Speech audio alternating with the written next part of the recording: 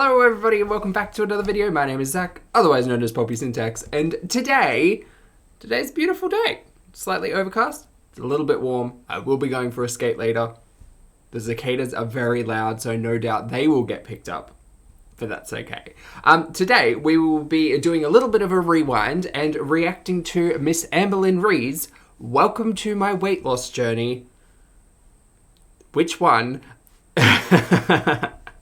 That may have been a little bit rude. This was uploaded on September 13th, 2016, well before my time of investment into the story that is Amberlynn. I understand that there are conversations happening about where's she gone. I don't know, or really care. We know she went missing in October, November last year for a good month. The expectation is that perhaps she's gone missing for a month. We obviously covered the live stream earlier this week, but I mean, we haven't seen anything concrete, so we'll know when we know, I guess. The reason why I'm reflecting on this video today is because this week's been a little bit tricky for me in regards to overeating. I needed a bit of motivation, a little bit of inspiration, and we're here for a sit-down chat with Amber, and, you know, I would like to investigate what happened 4 years ago and what she was kind of planning. So with all of that being said, let's jump into the video. As always, we are set up to 1.25 times speed. The birds have heard me talking, so they know to be to be responding, which is great. But here we go. Hello everyone. Okay, so I don't know where... That's different. Not a hi guys, it's hello everyone. That's how I say hello. Oh, this is a bit shocking. Hi, Amber. I want to start in this video. I know there's going to be tons of questions, and So I've only seen really like compilements, one of those words, of this era. So this is a new like background, which I find interesting. Forgive me if I'm incorrect, and historians, please let me know. This is Crystal era, is that right? We spoke a little bit on the live stream yesterday about like interior design of all things. I actually quite like this blue. I'm not sure how I feel about this like bare timber with this like blue and white theme. I like the blue and white theme. Anyway, I kind of want to try answering them in this video instead of like leaving anything out really. But welcome to my weight loss journey. I have not said that in quite a while. It's been quite some time, so I know. Yeah, maybe. But the next few years, it is always strange doing a rewind because like you just want to like give the advice to the person of what's gonna happen in the next few years, right? And hoo boy, this is the opportunity where I would be saying, you in danger. Like there's gonna be a lot of these to come. Who? Okay. I have a lot of new subscribers, so I want to kind of talk to you guys about just quickly kind of like my past weight problems, why I gained weight, if I've lost weight before in the past, etc, etc. Sorry, my hair. I know of the 89 lbs, but not too much else. Okay. So the lowest weight I ever remember weighing is 290 pounds, and that was at the age of 11. Oh. It's ironic enough because I was actually born 6 pounds 7 ounces. So of 4 children, I weighed the least, and yet here I am, morbidly obese. So I don't know if that's irony or not. I don't think so. Yeah, okay. Wow, 290 pounds at 11 years old. What's that? That's over 100 kilos. At 11 years old? What? That can't be right. Hold on. We'll let Amber go. As a young girl, I turned to food. I became addicted to food. I started to binge eat, sneak food, and just eat till I was literally numb or... What is it? She was an 11-year-old girl and 130 kilos. Sorry, guys. Sometimes the metric in me, like, just makes me kind of glaze over when we talk about feet and yards and pounds and things like that. 130. That was me. That was me close to my heaviest. At 11 years old? Ooh. That's hard. That's hard. And it is interesting to reflect on, because I think I've said it before, watching, like, even Amber at her absolute biggest, her mobility, like, she was still able to show at least some semblance of, like, being able to get up and walk around. And even if it was only for 3 minutes, it was still, like, it was still impressive considering the weight of it all. But I guess, not a mental physical healthcare professional, by the way, I guess it is interesting if what, like, I would be really interested to investigate what happens to the human body if that's just your forever. Like, if that's just been your life forever. Because at 11, you're still developing, yeah? You still have, like, well, you either are going through puberty or like about to step into it. You're still developing so much, not just in your body, but your mind as well. Like, your brain still develops all the way through to your mid-20s, allegedly. Again, not a healthcare professional or scientist. But yeah, it's hard. Like, I was overweight as a kid, probably from 7 or 8. Like, I come from a bigger family, so, like, my eating practices weren't always great.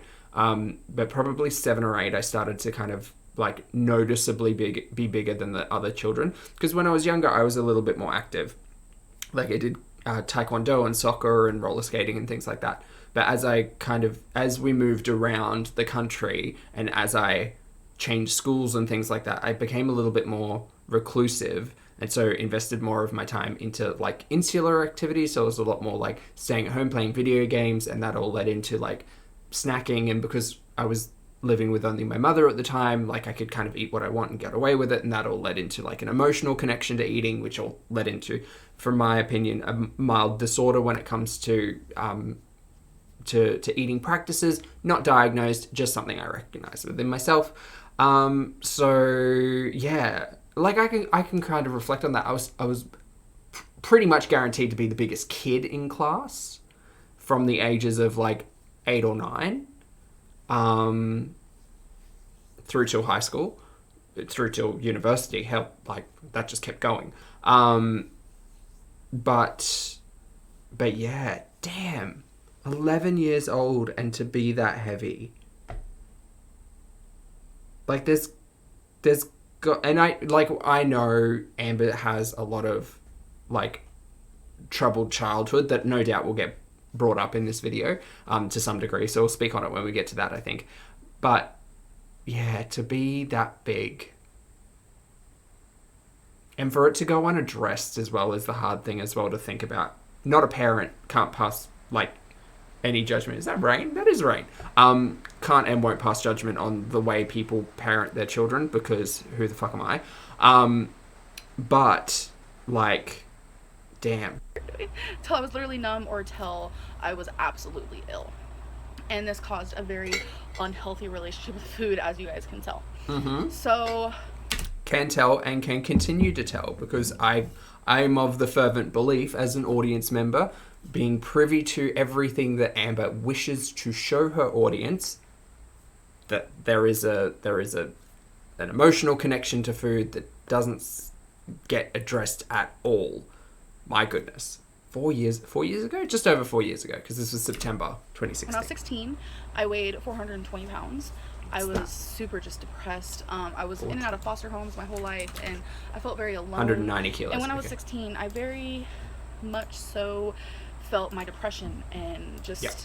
I just felt alone, honestly. I felt so depressed and so just, like, food was my only savior. I would sit in my room and I would eat. I'd probably eat at least 7-8 meals a day of just really big portions, never anything healthy. I had fast food all the time, and it was just really, really bad. I'm being real. Amber's stories about, like, the foster system just, like, really highlight how much I don't know, because it's not just the foster system that I'm unaware of. I'm unaware of the specific foster system that, like, has its place in America.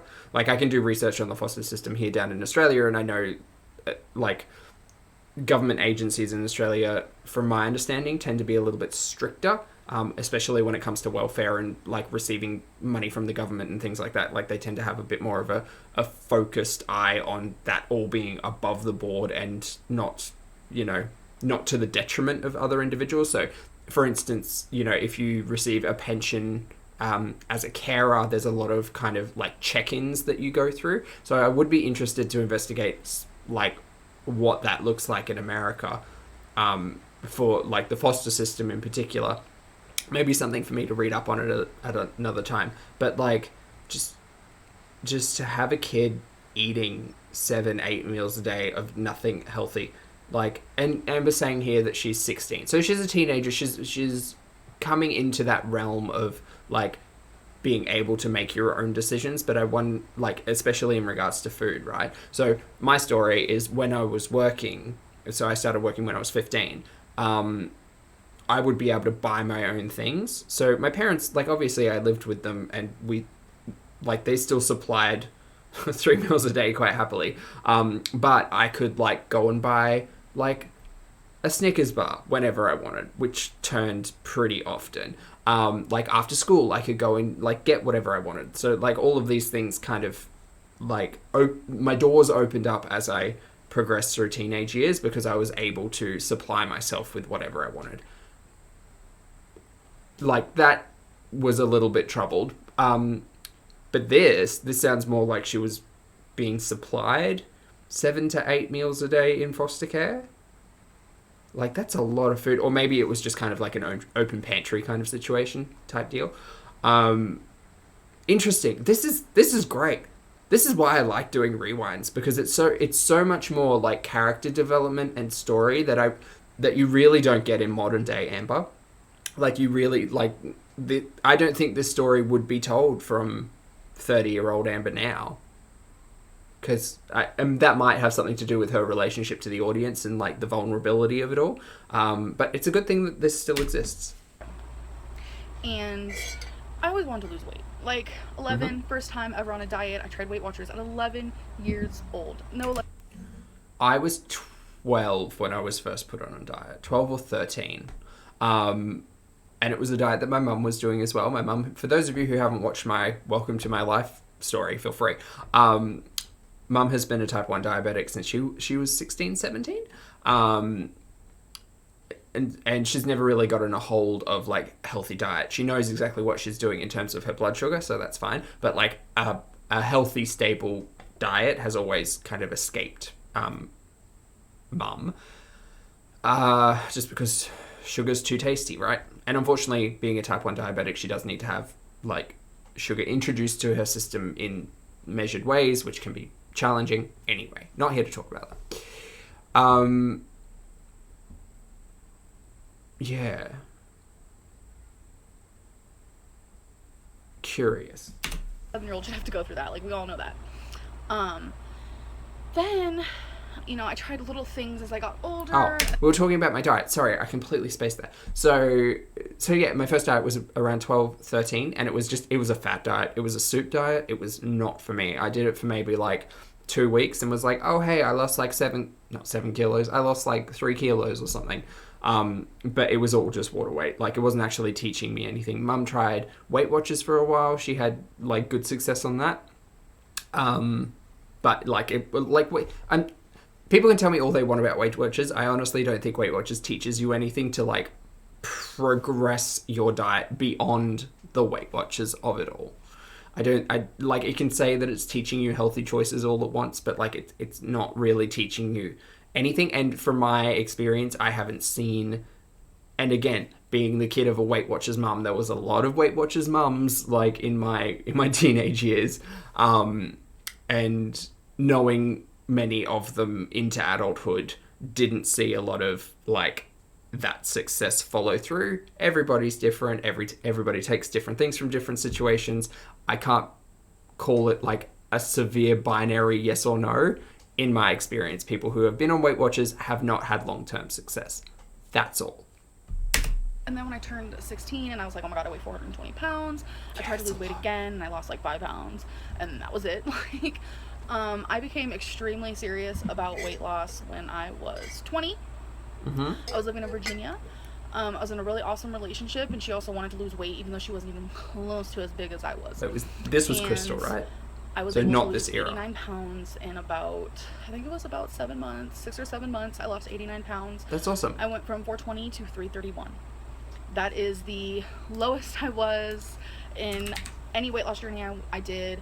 I felt 150 incredible. I felt kilos. on top of the world. My skin looked better. I breathed better. I looked good in clothes, girl. Like, everything was perfect. Like, my mind was crisper. I love to like go to the gym or just work out at home. I love to walk. I was very motivated to continue losing weight. And then You guys are something probably happened. wondering, well, clearly you gained weight, so why and how? How much? Some of you are probably wondering, how did you lose the weight to begin with, and why did you stop? So, That's what in I'm short interested. form, I lost the weight by counting calories. That simple, counting calories.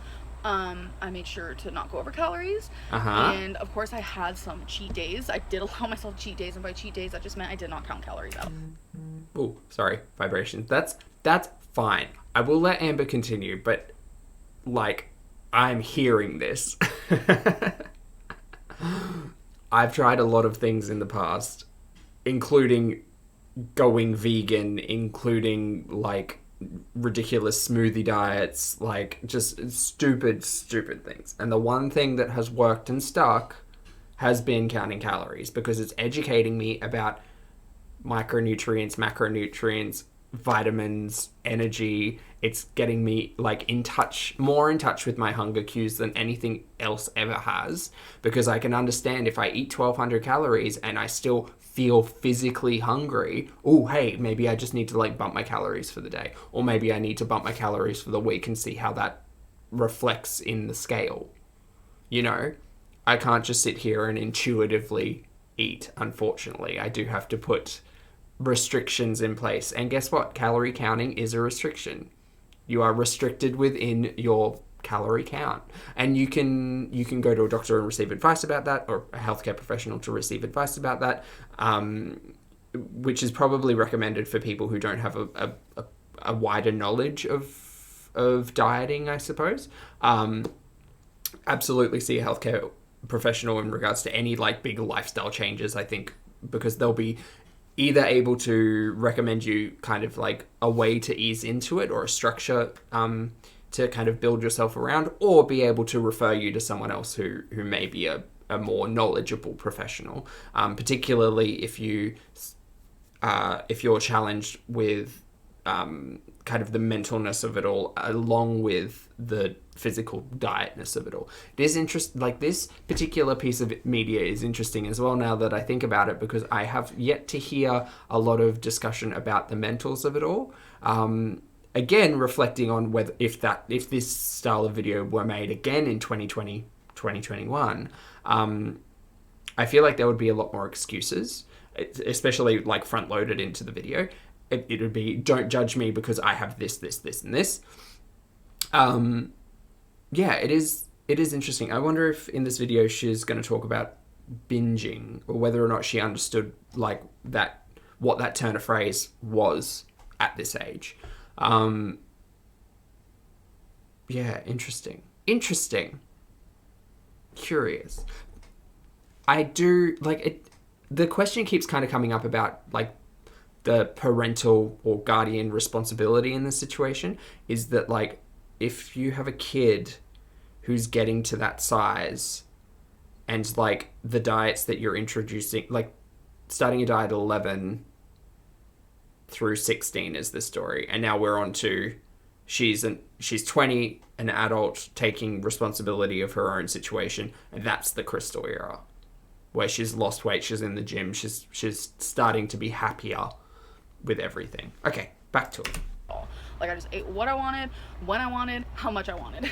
I feel like that kept me on my toes a bit, because I would like say, okay, every Saturday I'll just eat whatever I want, so throughout the whole week. Oh, that's what I was saying. So with calorie counting, in my experience, like I generally will give myself either like a day every fortnight or a meal every week, to kind of throw a bit of caution to the wind, still count everything, but to essentially not treat myself, because I think that that's kind of an unhealthy way to like attach yourself to food is to say, oh, I'll restrict all of this time and then I'll reward myself. For me, it just seems a little bit sticky, and I don't really want to like train myself to think that way. But every week to 2 weeks, I'll basically say, okay, great. Like if I go out for like pizza and a beer with a friend, I'm like, it's okay. It will be okay. Because the important thing that I've learned about calorie counting and about dieting in general is that like you just have to be consistent in the majority. It's okay to not be on plan for, a day out of a fortnight or a day out of a week or whatever. But when you start to allow yourself to do those things more consistently, you do have to pay attention to things like the scale and the belt buckles and things like that, because it's very easy just to say, and I did it in November, December, just to say, oh no, I think I've reached a point where like I'm pretty sure I can just eat whatever I want, and like I'll feel it. I'll intuitively know when it's too much and when it's not. And then at the end of December, I was just like, oh look, I gained 4 kilos, and I thought I was doing fine. But I wasn't, because I wasn't counting everything. Hence, we're back to counting everything. Like, yeah, it's fine. It's fine. If you want to have what people often refer to as cheat days or cheat meals, again, I don't like to particularly use that language in regards to my diet just because, it's fine. But it's about consistency. Yeah, it's about like if your cheat day turns into a cheat weekend, which turns into a cheat week, and you just kind of stop counting and you're like, oh, well, it's fine, like I'll continue my diet, but I won't really focus on it in that manner, then, don't be surprised if in a month's time you've gained 5 kilos or something, or, 10 pounds, whatever. Because you just have to be consistent with it all, in my experience. I was able to be motivated and determined to stick to my plan. So then Saturday, I was able to reward myself. Like, I know that's a bad way of looking at it, but it was true. Yeah, and by counting calories, I was able to lose almost 100 pounds. Girl, it was only 89, but I'm gonna say 100 because that is so damn close. Like, it's almost like it's just a different character, isn't it? Because like I'm sitting here and I'm not, and maybe it's just like the bias of my mind thinking that this is a past version of Amber, so anything I say, it doesn't really matter. However, in regards to the Amber Lynn story, like there's a charisma in this, and perhaps for some people that's what like legitimately got them on board. Like there's a charisma to this character. There's a humanity and an empathy that's like being drawn in, because she's telling. At this point, we feel as if these are like honest and true stories. Not to say anything she's said hasn't been honest or true, because preface all of this with a big asterisk of allegedly. Yeah, it's just interesting. Again, I keep reflecting on what would happen if this video was made today versus 4 years ago. Yeah. And I didn't, like, when I was counting calories, like, I chose healthier alternatives to things, but I still ate, like, lean cuisine, TV dinners. I ate meat, cheese. I had a lot of, like, Weight Watchers snacks at nighttime. Like, I didn't... The great thing about counting calories is that unless you're adding additional restrictions in terms of your macros on top of that, you can eat what you want. You can eat what you want. Even taking calorie counting out of the discussion, you can eat what you want, who cares? But if you're on a weight loss, like, if ultimately weight loss is your goal, you can eat what you want. Whether or not that food is going to be healthy, nutritious, and good for you, in other ways is a different discussion. But if you are eating a calorie deficit, you will lose weight. And if your goal is just weight loss, you can eat what you want within that calorie restriction. Do I suggest that? No. I suggest utilizing calorie counting to learn about macro and micronutrients and understanding what works for you, because I am starting to fervently believe that like moderate to low calorie works really well for me, but it may not work for other people. If you have a much more active lifestyle but you're still wanting to lose weight, higher carbohydrate may work for you because you're more active for longer periods of the day. You're burning that off like as you consume. It depends entirely on you, your lifestyle, and how your body functions and works. The universal truth of it all is that for the majority of people, if you are eating to a calorie deficit of what your body burns in a day, you will lose weight. Because from my understanding, that's kind of the way the human body works. It says, oh, look, you're ingesting all of this stuff into your face. This is additional energy. You're not using it right now? Great. Liver, turn that into fat cells. Great. Fat cells. You're going to get stored under the skin so that we can burn you off in times of famine or in times of, required bursts of energy. Like there's an interesting scientific theory in terms of like modern man and how that came to be, and looking at like the Neanderthal and the Cro-Magnon man and like how their bodies kind of functioned with the diets that they had, right? So like nuts and seeds having high fat content, and like even woolly mammoths, right? Like that having a higher fat content to be able to store the fat, to be able to burn it in required times. Anyway. Deprive myself. Like, that is not what I was trying to do to my body. What I was trying to do was lose weight, which gradually turned me into a healthier person, and it helped completely. Like, I felt amazing. So you guys are asking, Amberlynn, why did you gain weight? Why'd you gain weight? Like, what happened? Yes, I did gain weight. I gained all the weight back, all of the 89 pounds, plus, I want to say 65 more pounds. So I have gained a lot of weight. My highest weight now is 485. That is my starting weight. I'm going to be... I didn't actually know... Oh, there's a plane. 485. I didn't actually know... So 220 kilos. Okay. I didn't actually know that it had taken like up to 9 months for the 89 pounds. I think that that's pretty consistent. Obviously, you could have pushed that harder, I think, at the sizes that we're talking about.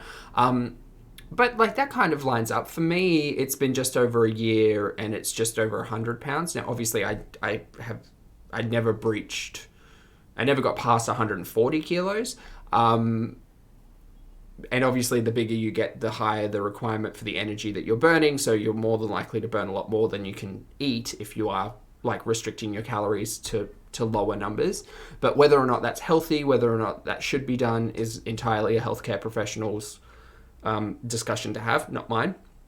I just know what has worked for me, right? So yeah, I mean, the infamous like 1200 calories, for instance, if like you would the fat would be burning off you if you were 200 kilos and did 1200 calories for a month. Is it sustainable? Probably not. It's a really big shock to a lifestyle, and it's a big shock to your body. It's a big shock to your mind.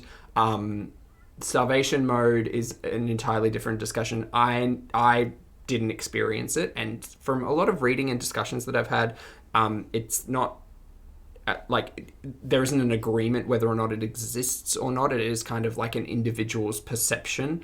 But what we can say, at least that I've read, again, not a mental or physical healthcare professional, things that I have read is that as an individual gets more and more obese, we lose the ability to recognize our hunger and fullness cues. There are elements of like hormonal imbalance that happen. There's like a nervous system around the stomach that starts to be less responsive. So like as the stomach stretches, the nerves kind of get more and more used to that. So it takes more and more food for you to feel full. But yeah, the human body's great. You guys, because that is my starting weight, 485. It's pathetic. It's disgusting. It has very great systems to stop us from starving. 485 and but that results in morbid obesity. That's really bad on your joints, your heart, your health, your veins, your bones, your mind, your everything. Everything. And I feel it every day. I feel it every single day. It's crazy how much my mind feels it. It's actually shocking, and I'm gonna start crying every time. Again, this is sad. Like this is different, right? Please let me know in the comments below if this feels different. Like this hits different to an Amber video. And it is Amber. Like it's Amber's past. Whether or not we can say this is like a character or not, it's like a pretty cynical part of my mind. But taking this as another human being, like, this discussion is pretty real and raw, you guys. Yeah, absolutely. Everything. Like, the more weight you carry, the harder things get. And yes, in regards to bones and muscles and movement and mobility and mind. Absolutely. I honestly think that I have a much sharper, more focused and clearer mind or mindset currently. Whether or not that's like internal practices that I'm making or the weight or my diet, you know, like there are vitamins and minerals that are important to clarity. I get a lot less headaches. I feel, not that I ever felt dehydrated, but I just always kind of felt dry and run down. That happens less and less as I kind of addressed my morbid obesity. Every time I cry in a video, everyone says I'm faking it. It's frustrating, but anyway. This one seems real, to be honest. Okay, so what made me gain weight is honestly, I started going through... That's what I keep meaning to talk about, right? So she's now speaking about weight gain over like 3 years, I think she's mentioned. It is interesting because since buying a scale, there hasn't been apart from that 4 weeks in November, December, there hasn't really been a time where I haven't wanted to weigh myself. December, I didn't want to weigh myself because I knew I wasn't on track and I didn't really want to look at the number. But there did come a point where I was like, oh, I need to do this. Like, I need to step on the scale and I need to be confronted with the reality of whether or not I've gained or maintained or lost. And that wasn't necessarily a challenge that I'd set myself. It was just I've kind of been lazy over these last couple of weeks. So it is interesting to think about just how disassociated from a diet you can get when you've been doing it for so long. Like 7, 8, 9 months, that's a long time. That's a long time to be calorie restricting. And that's okay. If you can manage that, if you're addressing your lifestyle, if you're making changes, great. But to all of a sudden stop for such a length of time, like years, and not either step on the scale or not address it. I mean, stepping on the scale is the one thing, right? Stepping on the scale is going to be the one truth to tell you whether or not you've gained or lost weight. It's what you do with that information that's really important, though. So if you aren't addressing your diet at all, but you step on the scale every month, what are you expecting? Like, do you expect to see a loss? I don't think you really can if you're not, like, mindful of what your diet and you're putting in your face, essentially.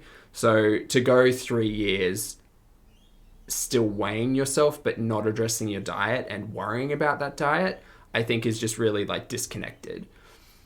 I think that, yeah, for anyone who is interested in bettering their health, particularly in relation to losing weight, learning to get on the scale once a week can be really useful. It can also be a little bit challenging if you're really number focused. I found I was kind of worried doing this 12-week plan, stepping on the scale every morning was going to trigger something a little bit negative in me, but so far it hasn't.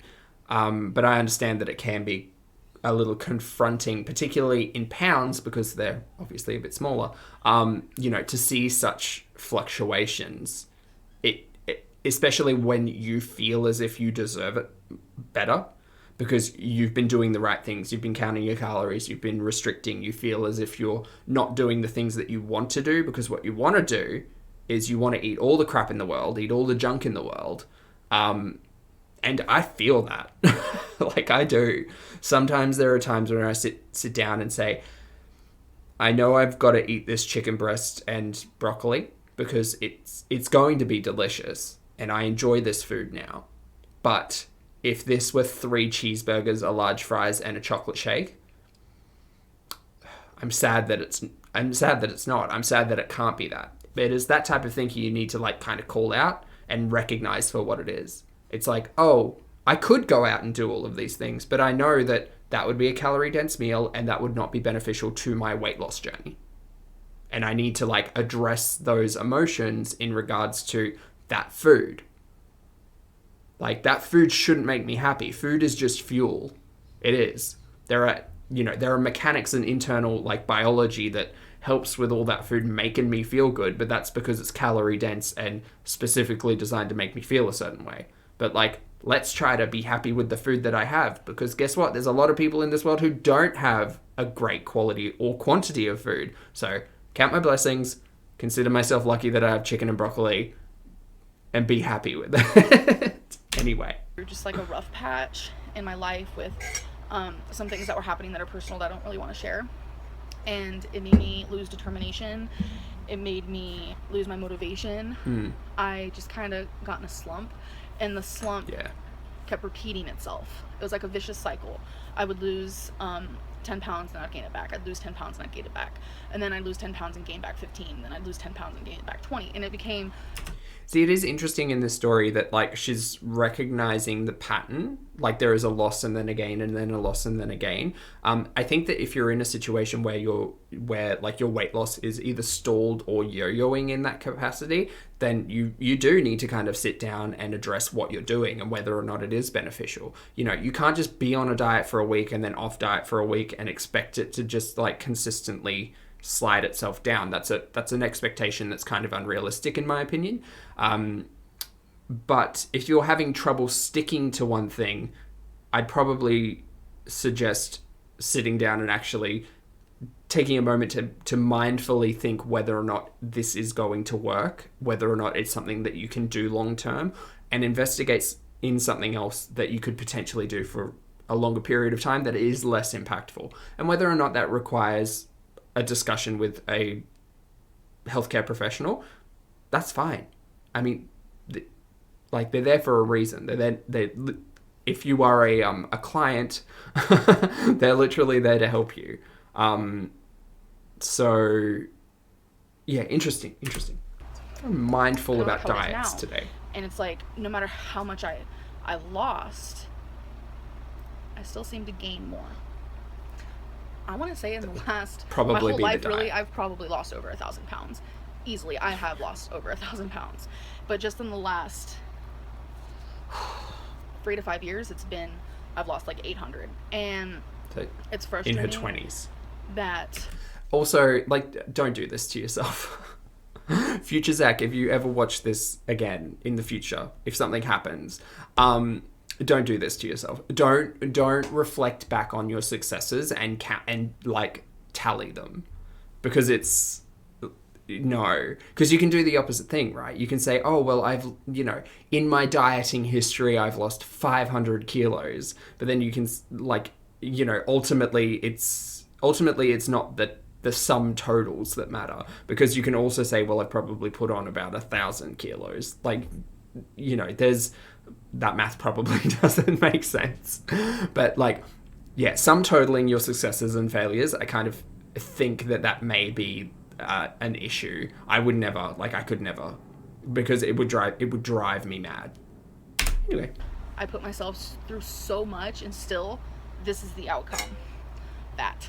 Yeah, see, that's what I mean. Obese class 3, literally on my deathbed, and it breaks my heart.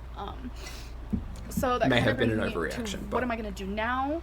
What are my plans? What are my goals? Yes. I'm going to answer as much as I know as of right now. Because we can take these plans and goals, and we can kind of analyze them in a story arc, basically, to say this is what they wanted to do, this is the reality of what happened, and this is where they are now. And when it comes to things like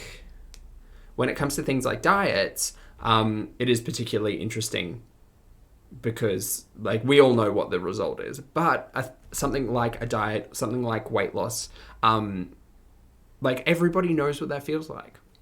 We all do. We've all been in situations where we need to address what we're eating in many regards. It could be the quality of the food. It could be like overconsumption, underconsumption. It could be as simple as you're not getting enough vitamin C. Like, even people who just have vitamin or nutrient deficiencies still need to address diet, because the diet is the one thing that kind of like holds everyone together. We all need to consume energy in some form or fashion.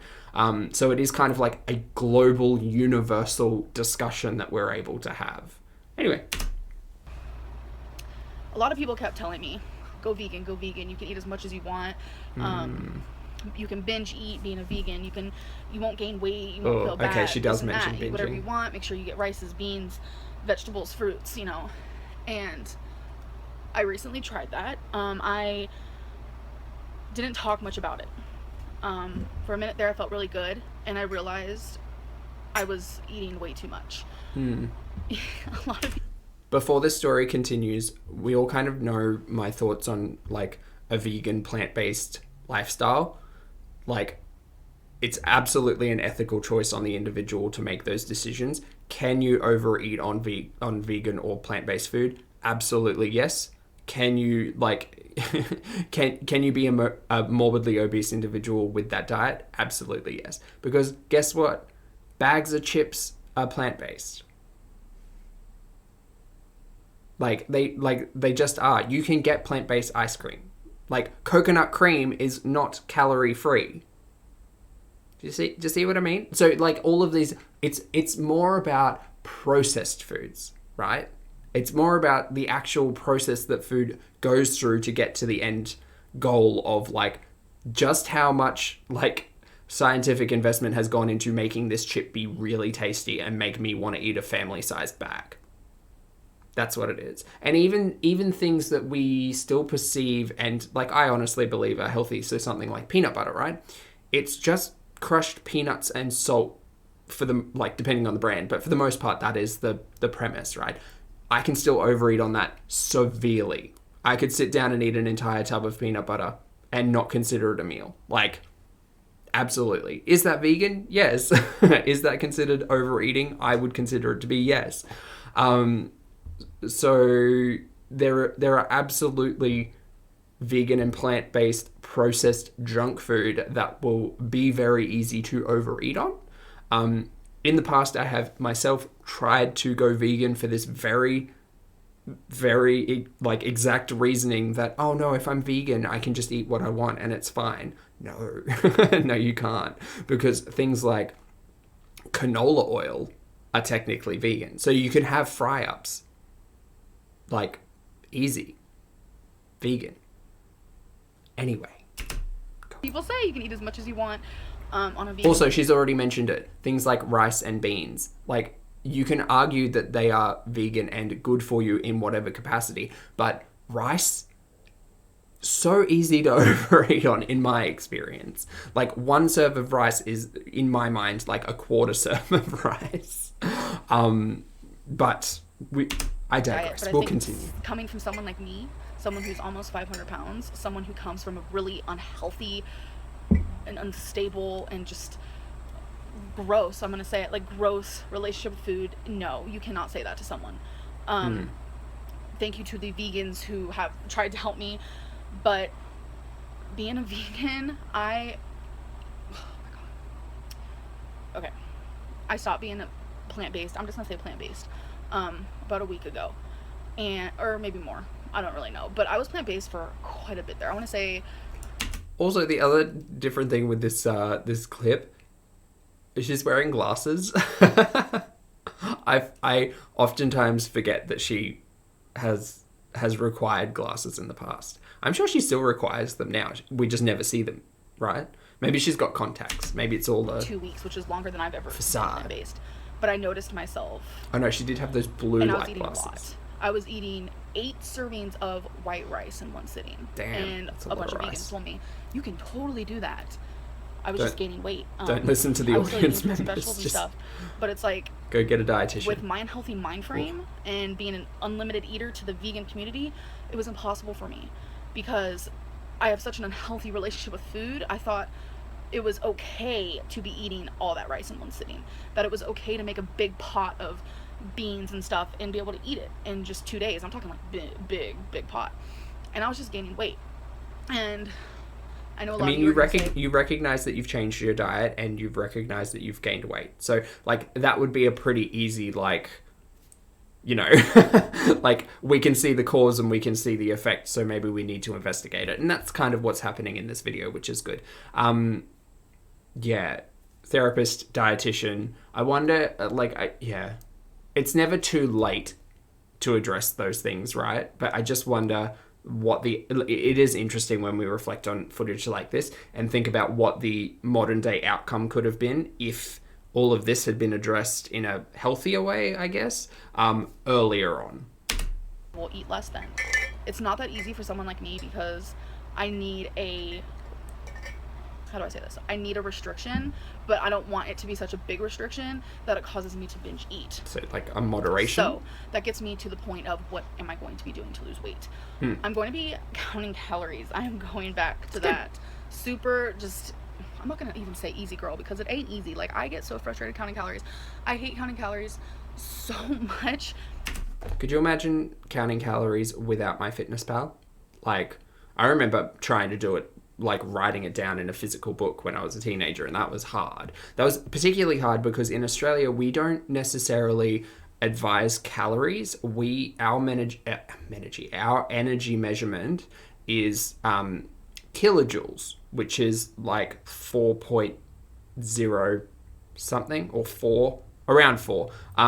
It's 4 times higher. So if I eat something that has 100 calories in it, it will, like, I will check the nutritional facts on the back and it'll say 400 kilojoules. Fun fact. So yeah, calorie counting is not necessarily easy. I wouldn't consider it a difficult thing, particularly with a phone. It is, however, at times time consuming, particularly if you cook. If you are making recipes at home, like, you do have to go through and add everything. It is an additional step. It is, like, inconvenient would be the best way to describe it. It is inconvenient to count calories. When you go out to a restaurant, it's even more inconvenient because if you order something, you don't know every ingredient on there. If it's not kind of like a major chain, you probably won't be able to find it on there. So if you go to a small cafe or a small restaurant or something like that, you kind of have to just fudge your way around it. But you have to be honest with yourself. I know that there are people out there with the mentality that on MyFitnessPal you can just kind of scroll to the one with the smallest calories and, oh, that's fine, that counts. And, you know, you have to just be very mindful of your food. And that's another benefit that I've seen to calorie counting, is that not only do you have to be mindful of the food that you put in front of you, you have to be mindful of the food that you prepare. You have to be mindful of, like, oh, okay, so a tablespoon of olive oil is like 160, 170-ish calories, because obviously it's all fat, and fat is a higher calorie energy source than carbs or protein. Oh, look, I'm eating chicken breasts instead of chicken thighs. If I'm getting chicken thighs from somewhere, I know that they're a higher calorie count because there's more fat to them. And, like, you learn all of these things as you kind of go along. So for me, being someone who likes to learn and educate myself a lot, it is ultimately beneficial because I find the entire experience interesting, but also beneficial because I'm no longer morbidly obese. So yes, it is inconvenient, but it is inconvenient in the way that, like, that making your bed in the morning is inconvenient. Like, it's inconvenient in a way that it will benefit you ultimately in the long run. But it is just habitual. But that's that one thing that has always worked for me. And I know a lot of people are going to disagree with me. They're going to get upset with me. I know I'm going to get thumbs down on this video. But why thumbs down someone who's trying to better themselves? That's an interesting statement, right? Because that's very 2020. I keep reflecting back on, like, where we are and where we've kind of been recently in the story. It's not about thumbing down or disagreeing with or criticizing the discussion around it. The reason why people are hypercritical of a lot of the discussion currently is because that's all it is. It's just talk, no action. It's just chat, there's no result. So it kind of seems in this realm there is a little bit more honesty, a little bit more realness, as we would say, to this discussion than there has been in recent discussions of this type. Like, it might just be me, but feel free to let me know below if, like, this just hits differently. This hits with a lot more sincerity. There's a lot less, and maybe that's got to do with the audience itself, because in recent videos similar to this, it's been very, like, oh, it's your fault, it's the haters' fault, it's the audience's fault, they all criticize me, they all pick on me, I'm bullied, all of this. There's none of that discussion in this. But that comment there about thumbs downing based on this chat, I mean, like, you know, everyone's got an opinion. Whether or not they choose to share it is entirely up to them, and what you do with another person's opinion is entirely what you're, like, within your control. So, in my opinion, right? So, at this stage in the Amber Lynn narrative, there wasn't a lot of, like, there wasn't a lot of noise from the audience. I would assume there isn't. The comments are turned off in this one. But I'd assume there wasn't a lot of noise coming from the audience, and that only got, like, progressively louder, and comments are turned on, and, you know, she went live the other week, and, like, there's all of that. So if you were going to say that, like, you have this big mental connection between your audience and their perception of you and what you say on camera, that's all a lot lighter in this at this point in the timeline. I feel like no matter how I lose weight, as long as it's healthy, that needs to happen. A lot of you are vegans because I have put vegan in my title. And I would assume a lot of the times, dislikes so it has brought in a lot of vegans. Like, and I about know the there vegan are a handful of you conversation. who are very supportive in whatever decision I make, but then there are so many of you who are very just, like, gung-ho, like, literally I need to die if I eat cheese. Like, I understand it, I get it. But I just want you guys to know that when I lost the 89 pounds, I never felt better. Never. Like, it literally healed my depression and my anxiety, and it healed my body dysmorphia. It healed my issues with looking at myself in the mirror and literally just wanting to die. Like, it healed those things, and I felt so amazing. That's Amber's story. Okay. I don't necessarily agree with the word healed. I'm sure that, like, I can only speak on my own experiences and what I'm shown as an audience member. From my own experience, losing the weight hasn't, I wouldn't say healed any of the issues that I face. Like, no. I wouldn't say healed any of the issues that Amber is discussing here. I still can, like, I have a much better relationship with myself now than I did when I was at my biggest. That's what I'll say. There are still times when I don't like what I see in the mirror. There are still times where, like, I will have prolonged time of like more depression or more anxiety, like, levels within my mood.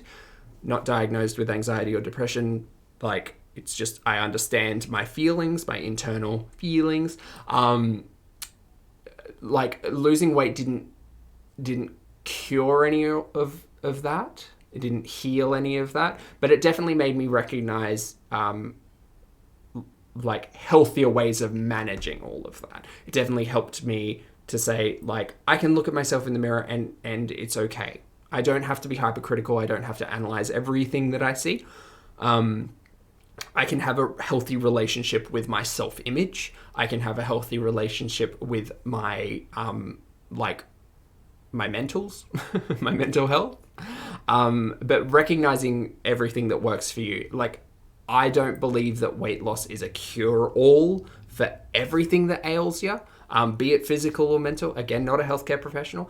Losing weight can definitely change your, you know, self-image. It can change the relationships you have with yourself.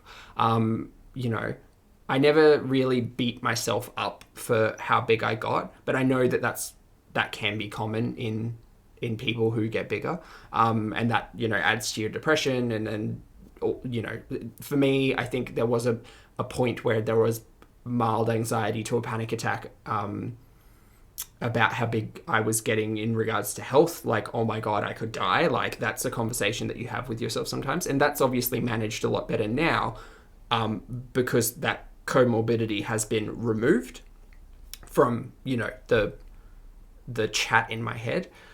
But yeah, to say it cures everything, I don't know. I definitely think it would benefit your grasp on how you deal with yourself. Anyway, but like, it's different for everyone. I'm just speaking about my own experience. And I was eating lean turkey and chicken, but it helped, and big fan of lean my tone. blood pressure was normal, and I was able to like go to the gym and like freaking, oh my god, go girl, like I'm not even kidding, like I felt amazing. And I am so inspired by vegans, I'm inspired by meat eaters, I'm inspired by vegetarians, I'm inspired by anybody who chooses the journey for them. Yeah. I am so inspired by people who make a conscious decision to heal themselves in any way that it is. I am so inspired by people who have lost such a significant amount of weight, and it really gives me hope that I can do it too. And I feel like at this time and at this day, the only thing that ever has helped me lose weight was counting calories, because it's a restriction that I can deal with and that I can handle. And if I'm letting anyone down, I'm sorry, but this is for me. This is why it is my weight loss journey. And I'm just really excited because I really want to be able to come on here and let you guys know I did it. I want to be able to come on here and be like, oh my god, you guys, I'm down a shirt size, or oh my god, good you to guys, set a like, goal. I'm down inches, or oh my god, you guys, like I've lost so and so weight. Like, I'm really excited for that, and that is what I want. I'll let Amber continue, but we speak a lot about motivation and inspiration here at Pulpy Syntax. And absolutely, yes, if you can see like someone else bettering themselves and draw inspiration and motivation from that, awesome. If you can see someone in a situation you never want to find yourself in, you can draw inspiration and motivation from that as well. If you can do some self-reflecting and look back on, you know, yourself in the last year, the last 5 years, the last 10 years, and say, I want to be a better person. I will inspire myself and motivate myself on where I have been and where I want to be. That's great as well. For me, I think that like everything can be inspirational. Everything can be motivational. And I've said it a million times. I draw a lot of inspiration and motivation from both Amber and Chantel in never wanting to have to deal with a lot of the issues that are broadcast here, and to live my best life, make every day count, be happy, right? Happiness is like, happiness and healthiness, the two things that like are at the top of the pyramid for me. So this hits different, man. Interesting. More than anything. And I want to inspire people. I want to inspire myself. Like, yes, it is possible, girl. You can inspire yourself. Just keep pushing it. And I agree. Just be strong. And yes, I'm rambling.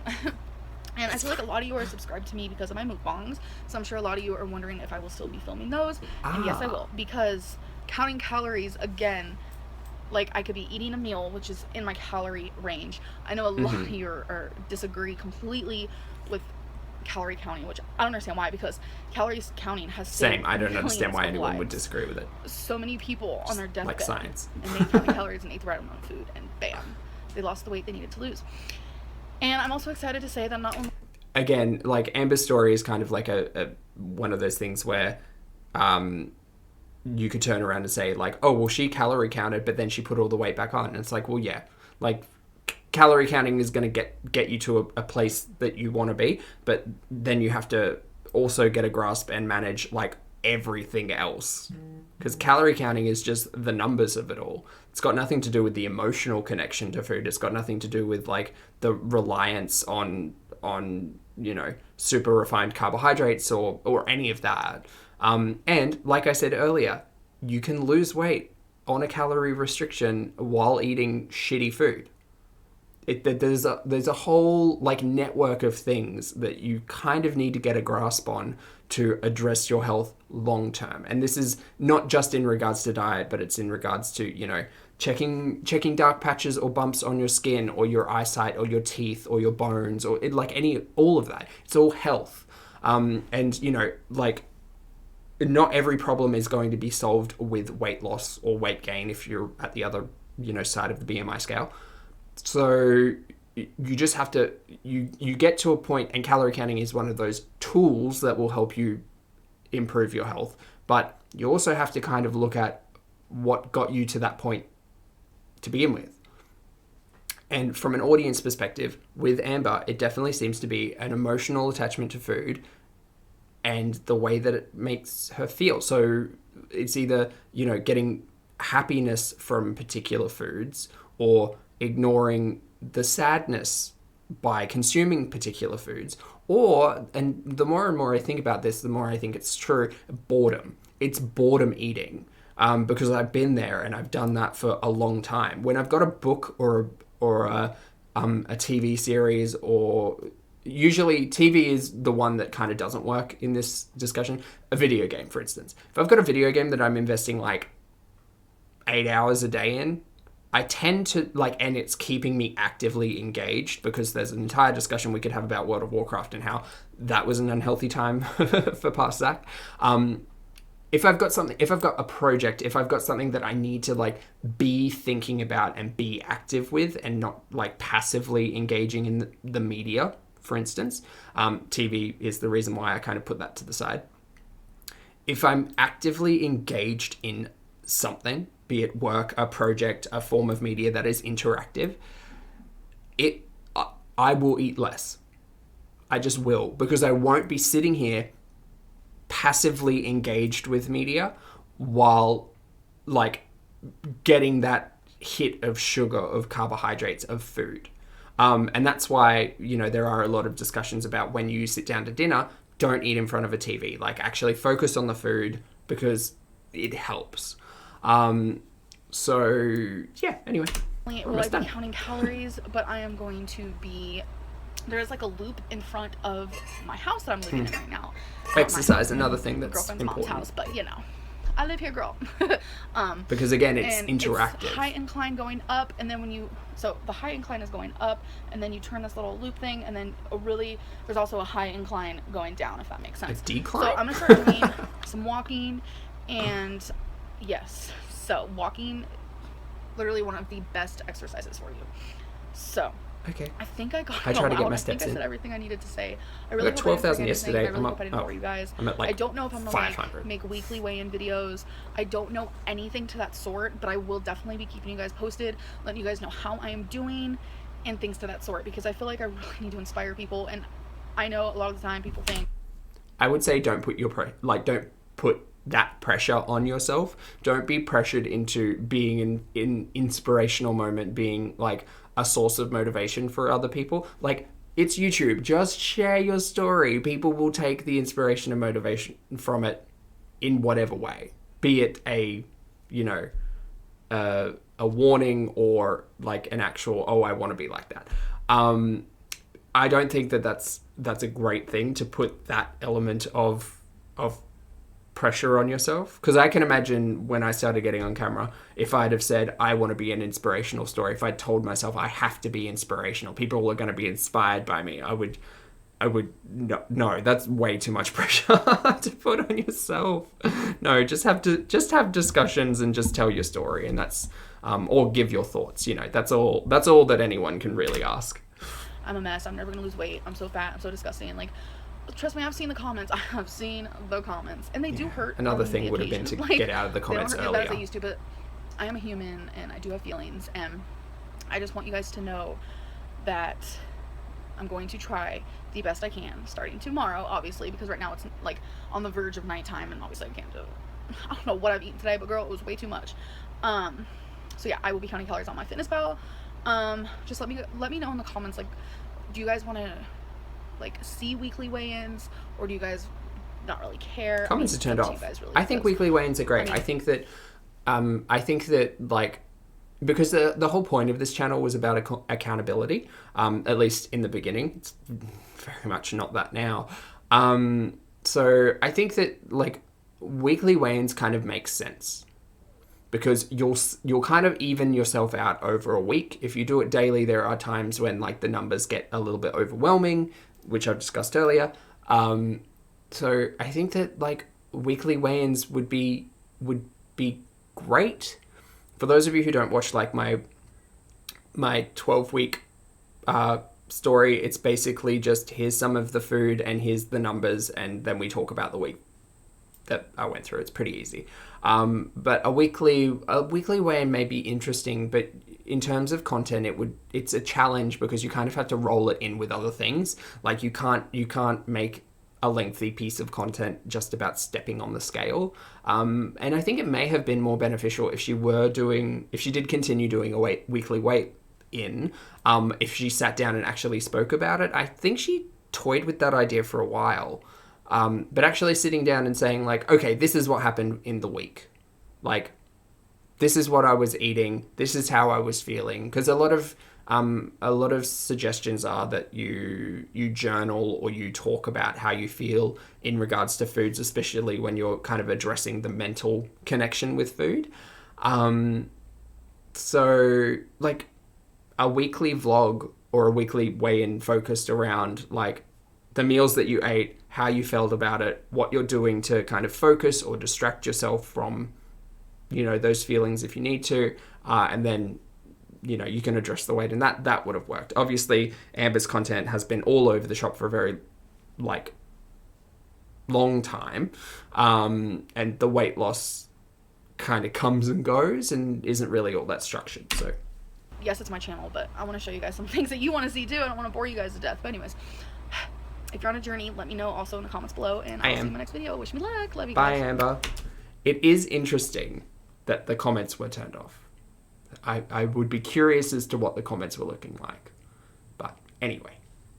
Okay, well that was interesting. Gosh, I love doing a rewind sometimes. It's just really refreshing to see, I don't know. I just didn't seem...